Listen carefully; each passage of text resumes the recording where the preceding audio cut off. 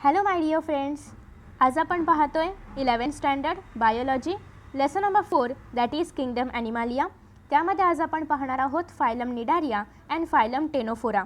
Previous व्हिडिओमध्ये आपण kingdom ॲनिमालियामध्ये ॲनिमल्सचं classification कोणत्या क्रायटेरियाच्या आधारे केलं जातं हे सगळं काही पाहिलं होतं.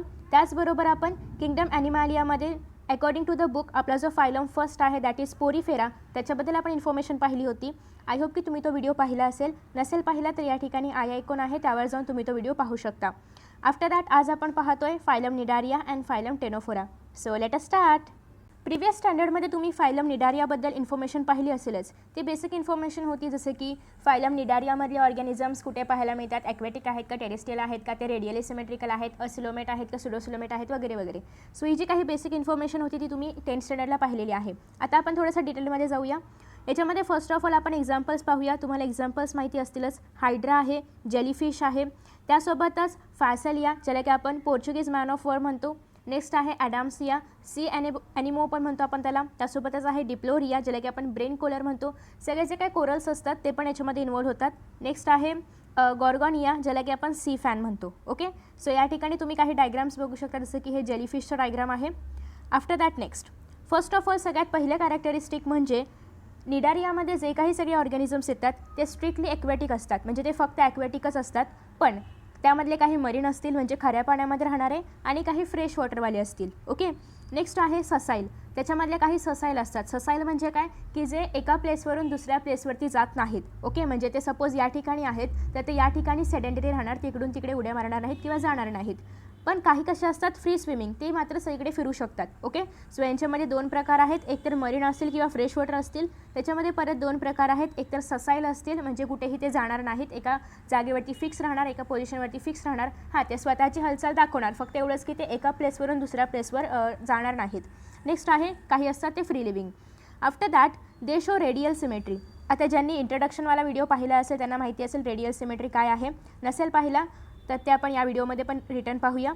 सो तुम्ही जर या ठिकाणी पाहिलं, हे आहे आपला जेलीफिश. जेलीफिशला जर आपण सेंटरमधून कसंही कट केलं, सपोज की मी त्याला सेंटरमधून असं कट केलं, ॲक्च्युअल कट नाही करायचं आहे, जस्ट एक इमॅजिनरी लाईन ड्रॉ करायची आहे. ओके, सपोज की मी या ठिकाणी एक इमॅजिनरी लाईन ड्रॉ केली तर मला या ठिकाणी जो पार्ट मिळतो आहे जेलीफिशचा तो सेम टू सेम या ठिकाणी पाहायला मिळणार आहे. ओके, सपोज की मी त्याला असं डिवाईड केलं तर या ठिकाणी जसं काही जेलीफिश दिसेल सेम वेने मला या ठिकाणी पण तसंच जेलीफिश पाहायला मिळणार आहे. सो याला आपण काय म्हणणार आहोत, रेडियली सिमेट्रिकल. म्हणजे मी कुठूनही सेंटर ॲक्सिसमधून कुठेही मी कट केलं म्हणजेच इमॅजिनरी लाईन ड्रॉ केली, इमॅजिनरी ॲक्सिस ड्रॉ केलं तर मला सेम पार्ट पाहायला मिळणार आहे. याला आपण म्हणतो radially symmetrical. After that next आहे की they are diploblastic. So diploblastic म्हणजे काय, तर या ठिकाणी तुम्ही जर पाहिलं तर डिप्लोप्लास्टिक म्हणजे ज्याच्या बॉडीमध्ये फक्त 2च जर्म लेयर्स प्रेझेंट आहेत. आता हे जर्म लेयर्स काय असतात त्यासाठी तुम्हाला प्रिव्हियस व्हिडिओ पाहावा लागेल. ओके, सो आता या ठिकाणी जर आपण पाहिलं तर एस्पेशली निडारियन्समध्ये फक्त 2 जर्म लेयर्स प्रेझेंट असतात आणि ते आहेत एंडोडम अँड एक्टोडम. तुम्ही म्हणाल या ठिकाणी अजून एक लेअर आहे नॉन लिव्हिंग लेअर, तर तो आपण कन्सिडर करत नाही. तो डेड सेल्सचा लेअर असतो जो आपण याच्यामध्ये इन्व्हॉल्व करत नाही.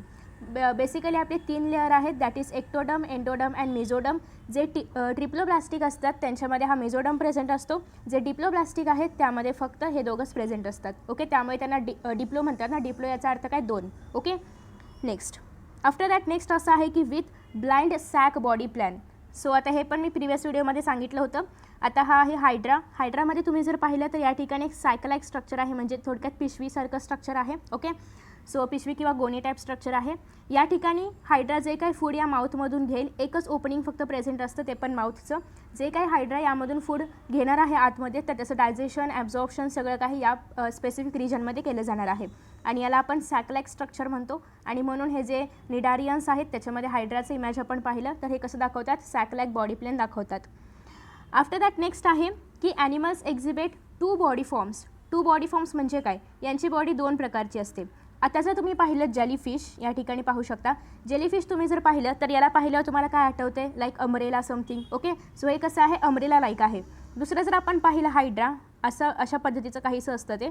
ओके, सो ह्याला जर आपण पाहिले आहे हायड्रा, तर हायड्राला बघितल्यानंतर आपल्याला सिलेंडर टाईप असं काहीतरी आठवते. म्हणजेच याच्यामध्ये 2 प्रकार पडतात, एकतर जे सिलेंड्रिकल लाईक आहेत आणि दुसरे म्हणजे जे अम्ब्रेला लाईक आहेत. ओके, सो यांच्यामध्ये परत 2 प्रकार पडतात, सिलेंडरसारखे आणि दुसरे म्हणजे अम्ब्रेला टाईप. सो आता याच्यामध्ये जे सिलेंड्रिकल फॉर्ममध्ये असतात त्यांना आपण म्हणणार आहोत polyp.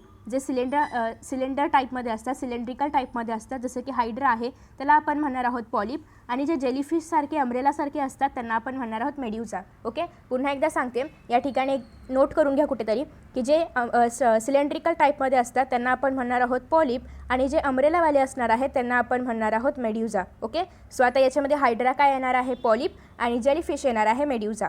Okay, so next, body cavity is meant for circulation as well as digestion. आता तुम्ही जर पाहिलं तर या ठिकाणी सॅकलाइक स्ट्रक्चर होतं, जसं की आपण या स्लाईडमध्ये जर पाहिलं तर या ठिकाणी सॅकलाइक स्ट्रक्चर प्रेझेंट आहे, यामध्ये सर्क्युलेशन होतं, डायजेशन होतं. ओके, सो एक बॉडी कॅव्हिटी एस्पेशली त्यांच्या बॉडीमध्ये प्रेझेंट आहे. सो आता या ठिकाणी सर्क्युलेशन पण होतं आहे आणि डायजेशन पण होतं आहे, म्हणून या बॉडी कॅव्हिटीला गॅस्ट्रोव्हॅस्क्युलर कॅव्हिटी असं म्हटलं जाणार आहे. काय? गॅस्ट्रोव्हॅस्क्युलर कॅव्हिटी. गॅस्ट्रोव्हॅस्क्युलर का, तर गॅस्ट्रो हा शब्द आपण स्पेशली डायजेशनशी निगडीत जे काही असेल त्यासाठी वापरतो, आणि व्हॅस्क्युलर म्हणजे सर्क्युलेशनशी निगडीत. सो या ठिकाणी दोन्ही पण होतं आहे, सर्क्युलेशन पण होतं आहे आणि त्यासोबतच डायजेशन पण होतं आहे, म्हणून याला काय म्हटलं जातं? Gastrovascular cavity. Okay, after that next जर तुम्ही या ठिकाणी पाहिलं तर कॅव्हिटीलाच दुसरा सिनोनिम आहे. सिनोनिम म्हणजे काय? समानार्थी शब्द, दॅट इज सिलेंटोरॉन. आता सिलेंटोरॉन म्हणजे काय? कॅव्हिटीज. कॅव्हिटीला सिनोनिम आहे, तर तुम्ही सिलेंटोरॉन म्हणा किंवा कॅव्हिटी म्हणा. ओके, आफ्टर दॅट नेक्स्ट आहे टेंटॅकल्स बियर निडोब्लास्ट. निडोब्लास्ट म्हणजे काय? तर यांच्या बॉडीमध्ये तुम्ही जर पाहिलं तर टेंटॅकल्स प्रेझेंट असतात. या ठिकाणी तुम्ही जर पाहिलं तर टेंटॅकल्स आहेत. ओके, याला काय म्हणतो आपण? टेंटॅकल्स. हे जे सगळं अम्ब्रेलाची डिझाईन टाईप आहे त्याला आपण म्हणतो टेंटॅकल्स, आणि हे टेंटॅकल्समध्ये प्रेझेंट असतात निडोब्लास्ट. ते कसे दिसतात? तर ते असे दिसतात, यांना आपण म्हणतो निडोब्लास्ट. आता या निडोब्लास्टमध्ये जर आपण बघितलं तर हे कशासाठी असतात? तर जे पण निडारियन्स आहेत, मग ते हायड्रावाले असो, जेलीफिश असो, म्हणजे अम्ब्रेला लाईक असो किंवा सिलेंड्रिकल टाईपमध्ये असो, त्या सगळ्यांमध्ये हे टेंटॅकल्स प्रेझेंट असतात. आता हे टेंटॅकल्स का असतात आणि टेंटॅकल्समध्ये निडोब्लास्ट का असतात? तर निडोब्लास्ट जेव्हा एखादं ऑर्गॅनिझम त्याची शिकार करायला येईल, त्या निडारियन्समधल्या कोणाचे, हायड्राचे असो किंवा जेलीफिशचे असो, तेव्हा हे निडारियन्स काय करणार? त्यांच्या बॉडीमध्ये निडोप्लास्ट थ्रू टॉक्झिक इंजेक्ट करणार. म्हणजे सपोज की या ठिकाणी एखादा ऑर्गॅनिझम आहे जो की हल्ला करणार आहे या जेलीफिशवरती. ओके, सो हा जेलीफिश काय करणार आहे? यांच्या बॉडीमध्ये निडारियन आहेत हे सगळे, यांच्या बॉडीमध्ये निडोप्लास्टद्वारे टॉक्झिक मटेरियल इंजेक्ट करणार आहे. ओके, या टॉक्झिक मटेरियलमुळे एकतर हा प्रे जर खूप म्हणजे त्याची इम्युनिटी पॉवर स्ट्रॉंग नसेल तर हा प्रे मरून जाईल, आणि जर आपण असू त्या ठिकाणी थोडक्यात तर आपल्या बॉडीमध्ये जर ते टॉक्झिक मटेरियल गेलं तर आपल्या बॉडीमध्ये स्किनमध्ये इरिटेशन होतात, म्हणजे स्किन खाज खुजली वगैरे असं काहीतरी होतं. ओके, सो अशा पद्धतीने स्वतःचे संरक्षण करण्यासाठी आणि प्रेला कॅप्चर करण्यासाठी ते प्रेला त्याच्याद्वारे कॅप्चर पण करू शकतात. सो प्रेला म्हणजेच काय? त्यांचं जे पण खाद्य असेल तर त्याला कॅप्चर करण्यासाठी आणि स्वतःच्या संरक्षणासाठी त्यांच्याकडे निडोब्लास्ट असतात. ओके, सो या ठिकाणी डिफेन्स ऑफेन्स वगैरे दिलेला आहे. नेक्स्ट आहे cnidarians reproduce both asexually and sexually. आता हे जे निडारियन्स असतात तर ते असेक्शुअली पण रिप्रोडक्शन दाखवतात आणि सेक्शुअली पण, म्हणजे काही असेक्शुअली रिप्रोडक्शन करणार तर काही सेक्शुअली करणार. असेक्शुअली असेल तर बडिंग, रिजनरेशन. तुम्ही 10th स्टँडर्डला पाहिलेलं आहे राईफ प्रोसेसेसमध्ये की हायड्रा कशा पद्धतीने बडिंग दाखवतं. त्यांच्या बॉडीमध्ये एक नोड टाईप स्ट्रक्चर प्रेझेंट असतं आणि ते थोडंसं मोठं होणार आणि ते रिटर्न खाली येणार आणि नवीन हायड्रा त्यापासून तयार होणार. ओके, सो त्याला आपण म्हणणार आहोत बडिंग. रिजनरेशन म्हणजे काय? त्यांचा एखादा पार्ट, एक प्रकारचा फ्रॅगमेंट किंवा एक प्रकारचा पार्ट त्यांचा तुटून पडणार आणि त्यापासून नवीन ऑर्गॅनिझम तयार होणार, किंवा जर लिमिटेड रिजनरेशन असेल तर फक्त तोच पार्ट ग्रो होणार. नेक्स्ट आहे जर सेक्शुअल रिप्रोडक्शन असेल, ऑब्वियसली गॅमेट फॉर्मेशननी होणार आहे. नेक्स्ट आहे they exhibit alternation of polypoid generation when medusoid generation. आता या ठिकाणी जर आपण पाहिलं तर ऑल्टरनेशन ऑफ पॉलिपॉइड जनरेशन, या ठिकाणी विथ मेड्युझोइक जनरेशन म्हणजे काय? तर आता एखादं ऑर्गॅनिझम आहे, पॉलिप म्हणजे काय? जे सिलेंड्रिकल असतात. मेड्युझा म्हणजे काय? मेड्युझोइक म्हणजे काय? की जे अम्ब्रेला लाईकवाले असतात. ओके, सो आता या ठिकाणी जर आपण पाहिलं तर हा जो फिनॉमिनॉन आहे की जो पॉलिपपासून मेड्युझामध्ये ट्रान्सफॉर्म होणं किंवा मेड्युझापासून पॉलिप तयार होणं, हा जो एक फिनॉमिनॉन आहे, फिनॉमिनॉन म्हणजे एक घटना आहे, त्याला आपण म्हणणार आहोत मेटाजिनॅसिस. ओके, या घटनेला आपण काय म्हणणार आहोत? मेटाजिनॅसिस. मग तुम्ही म्हणाल असं कसं काय होतं आहे पॉलिपपासून मेड्युझामध्ये किंवा मेड्युझामधून पॉलिपमध्ये रिजनरेशन, म्हणजे कसं काय ट्रान्सफॉर्मेशन होतं आहे? तर ते बघा या ठिकाणी की पॉलिप्स प्रोड्युसेस मेड्युझा असेक्शुअली.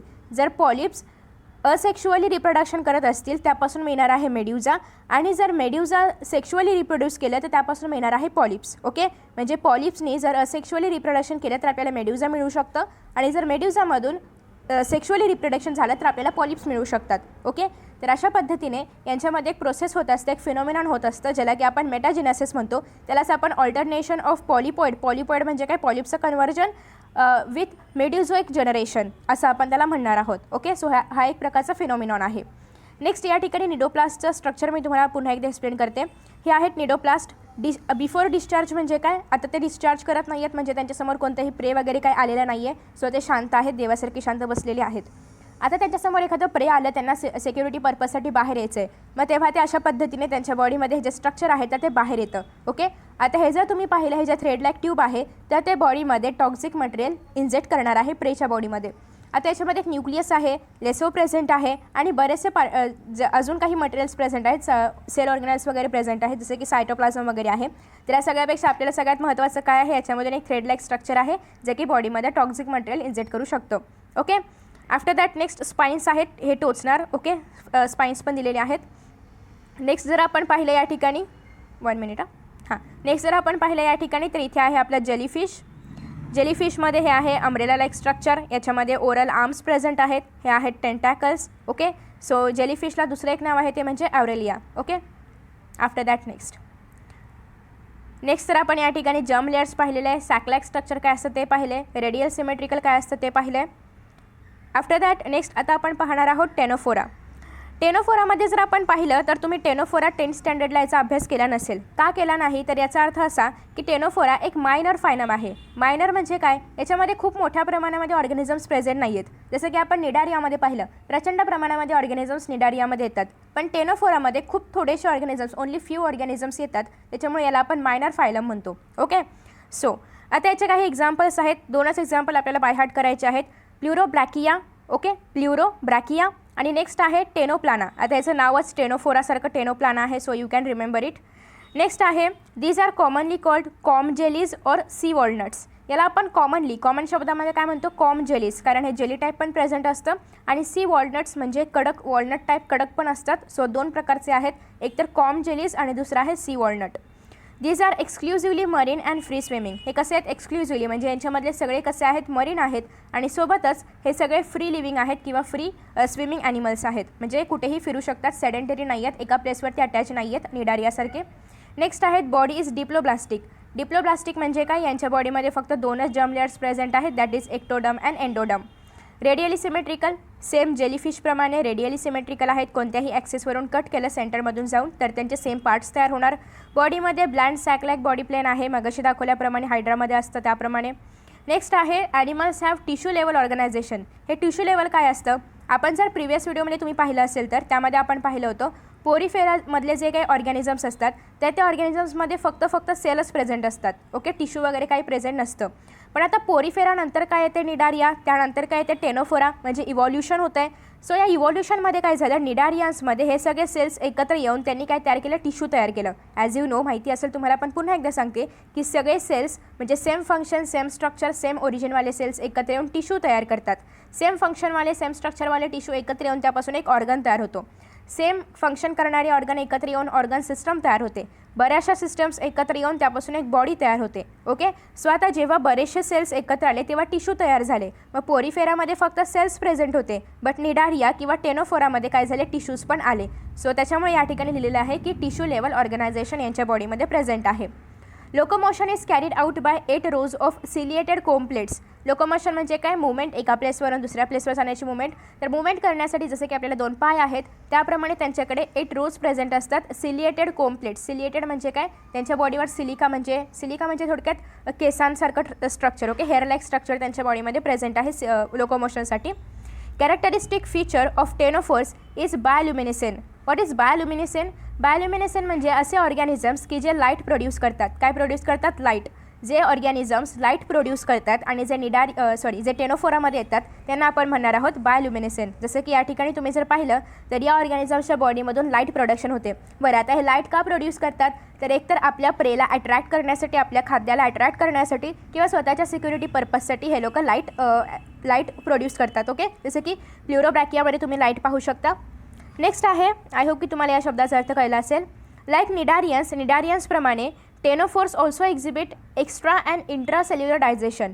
इंट्रासेल्युलर म्हणजे काय, सेलच्या आतमध्ये होणं. एक्स्ट्रा सेल्युलर म्हणजे काय, सेलच्या बाहेर होणं, आणि इंटरसेल्युलर म्हणजे काय, दोन सेल्सच्या मध्ये होणं. ओके, सो या ठिकाणी कसं आहे, इंट्रासेल्युलर म्हणजे सेलच्या आतमध्ये, जसं की निडारियन्समध्ये सेलच्या आतमध्ये डायजेशन होतं, त्याचप्रमाणे टेरोफोर्समध्ये पण सेलच्या आतमध्ये डायजेशन होतं, त्या सॅक लाईक स्ट्रक्चरमध्ये. ओके, नेक्स्ट आहे reproduction is sexual with indirect development. यांच्यामध्ये सेक्शुअली रिप्रोडक्शन होतं, डेव्हलपमेंट इनडायरेक्ट असते, डायरेक्टली डेव्हलपमेंट नसते. नेक्स्ट आहे निडोब्लास्ट आर ॲबसेंट. सगळ्यात महत्त्वाचा घटक की जरी हे निडारियनशी सिमिलर असले थोडेसे तरीही यांच्यामध्ये निडोब्लास्ट प्रेझेंट नसतं, जे की निडारियनचं एक सगळ्यात महत्त्वाचं कॅरेक्टरिस्टिक आहे. ते मात्र टेनोफोर्समध्ये ॲबसेंट असतं आणि कदाचित यामुळेच टेनोफोर्स नावाचा एक दुसरा फायलम तयार झाला असेल. ओके, टेनोफोरा नावाचा एक दुसरा फायलम तयार झाला असेल.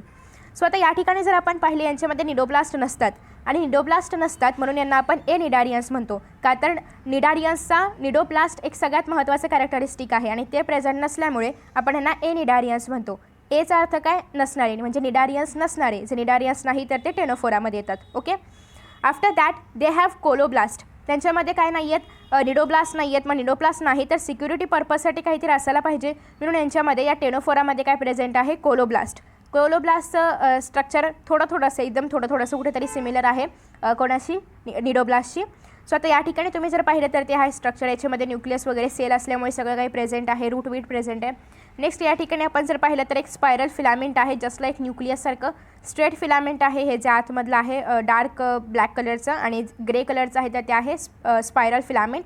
नेक्स्ट याच्यामध्ये कवरिंग प्रेझेंट आहे, ग्रॅन्युल्स वगैरे, ॲडिसिव्ह ग्रॅन्युल्स म्हणजे थोडेसे स्टिकी आणि चिकट टाईपमध्ये आहेत. त्याच्यानंतर आहेत सिक्रेटरी ग्रॅन्युल्स. सिक्रेटरी म्हणजे सिक्रेशन करणार आहेत त्या चिकट मटेरियलचं. ओके, सो नेक्स्ट आपण आधी हे रीड करूया.